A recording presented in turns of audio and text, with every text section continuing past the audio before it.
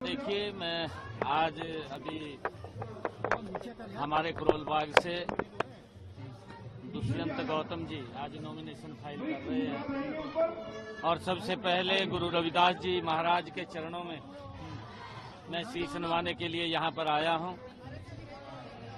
और दिल्ली में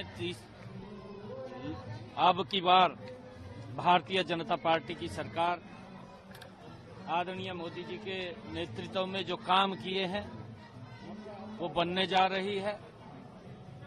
लोगों ने झूठ का शासन देख लिया है।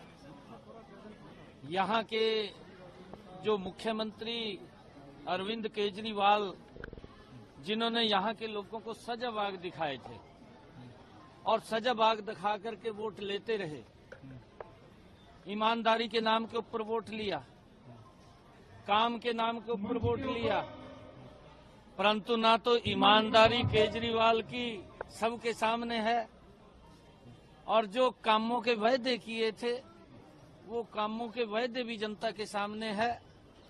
5 तारीख को दिल्ली की जनता अब वो हिसाब चुकता करेगी, क्योंकि इस प्रकार का झूठ बोल करके केजरीवाल ने पिछले 10 वर्षों में लगातार लोगों को बरगड़ाने का, उनका शोषण करने का काम किया है।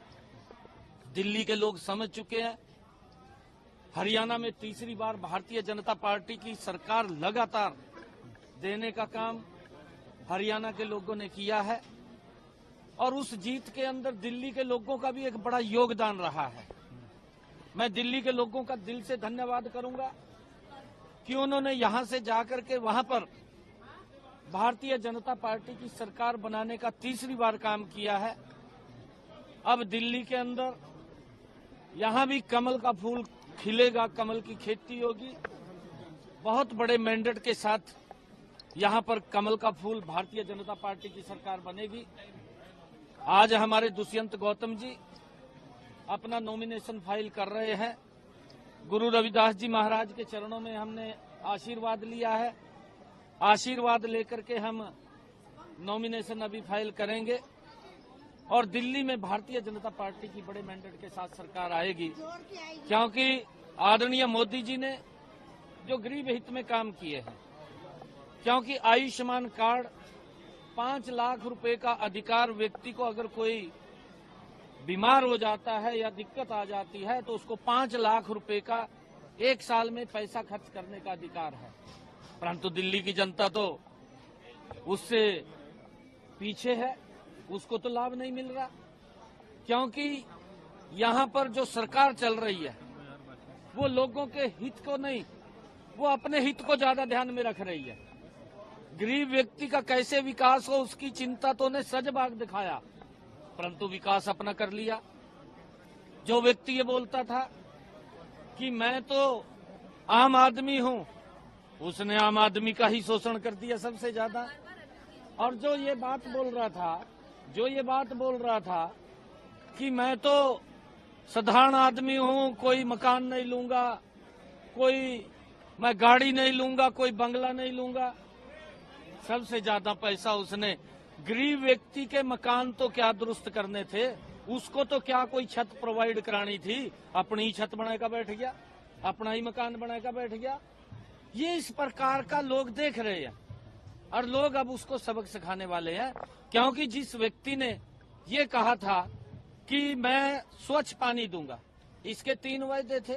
सबसे बड़े वायदे थे कि मैं गंगा को स्वच्छ करूंगा, यमुना को स्वच्छ करूंगा और मैं हर घर के अंदर नल दूंगा और स्वच्छ जल दूंगा। ये 10 साल पहले बोलता था, कहा चाहे ओखला का पानी पी लो, यही बात बोलता था। ये हम नहीं बोलते थे, केजरीवाल बोलता था। और उसने ये कहा था कि यहाँ की सड़कें ऐसी बना दूंगा जैसी यूरोप की सड़कें हैं।